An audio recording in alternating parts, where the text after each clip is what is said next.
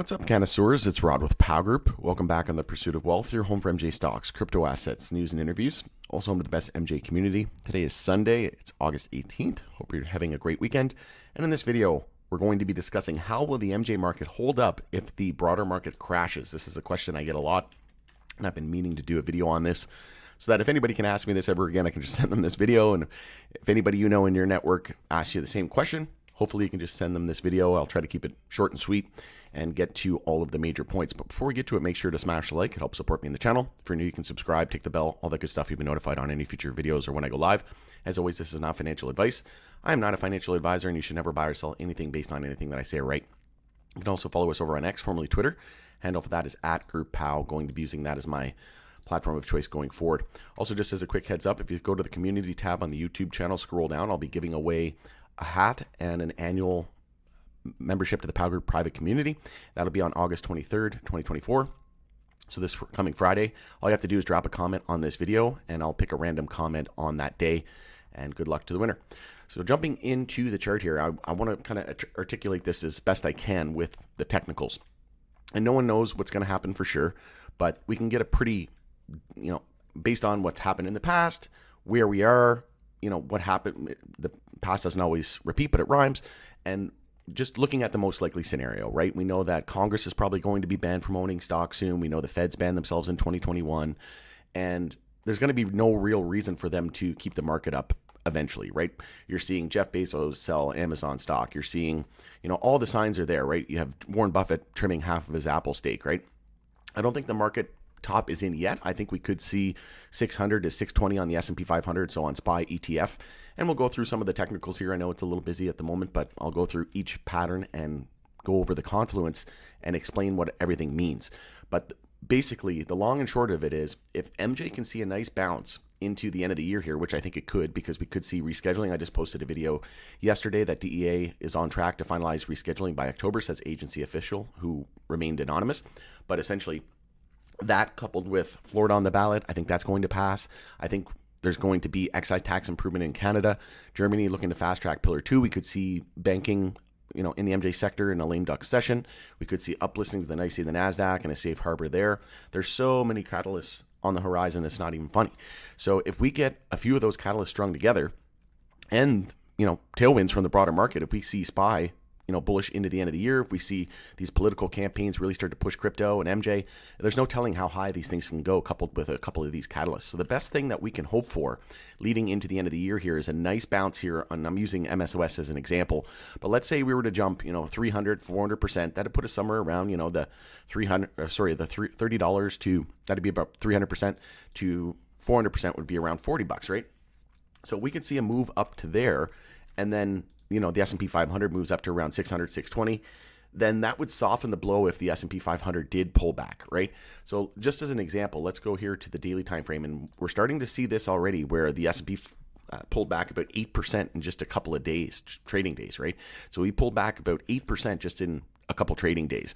So this is early signs of a top, but generally, when you see a V-shaped recovery like this, I mentioned that it could be a V-shaped recovery. That's what you want to see: hard, aggressive move down and then aggressive buying. That means that, people are still willing to buy the dip, and we could potentially see one more blow off top. But this volatility, look at what happened on the VIX, right? The VIX absolutely exploded. If we just bring it up real quick here, in like a week or like a couple weeks, it went up 500%.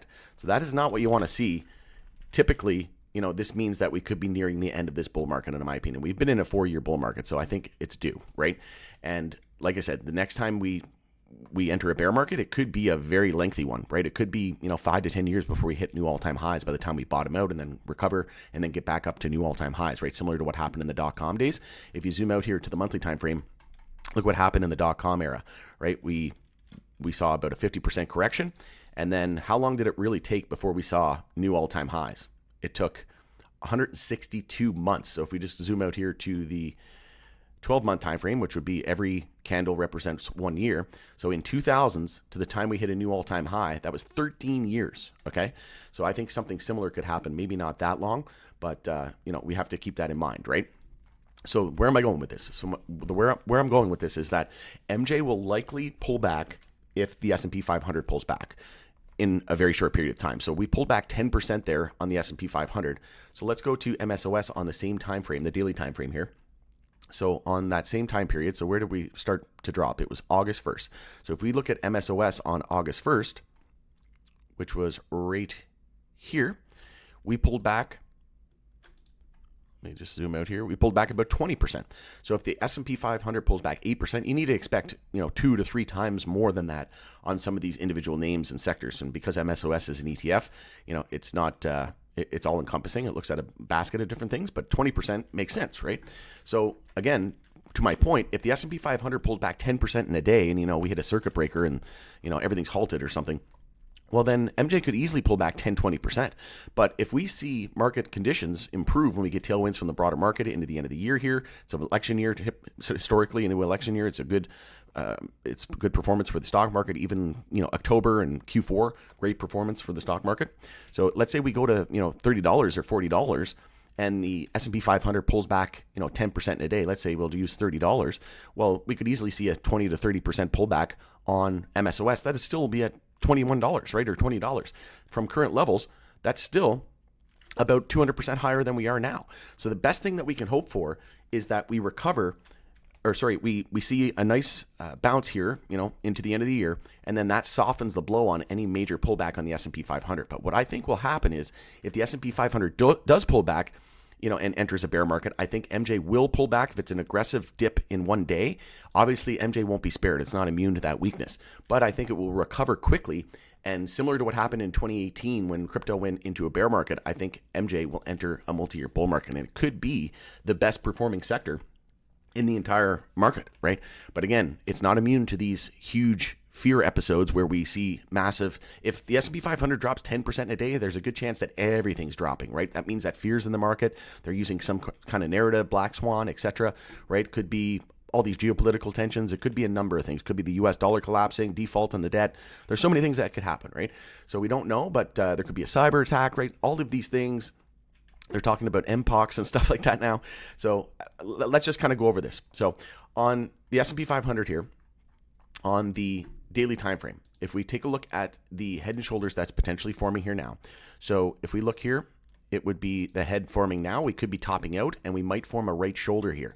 And then if we take our measured move, which is just the neckline the head to the neckline, move that out. It's saying we could be seeing a move up to around 603 on that inverse head and shoulders target.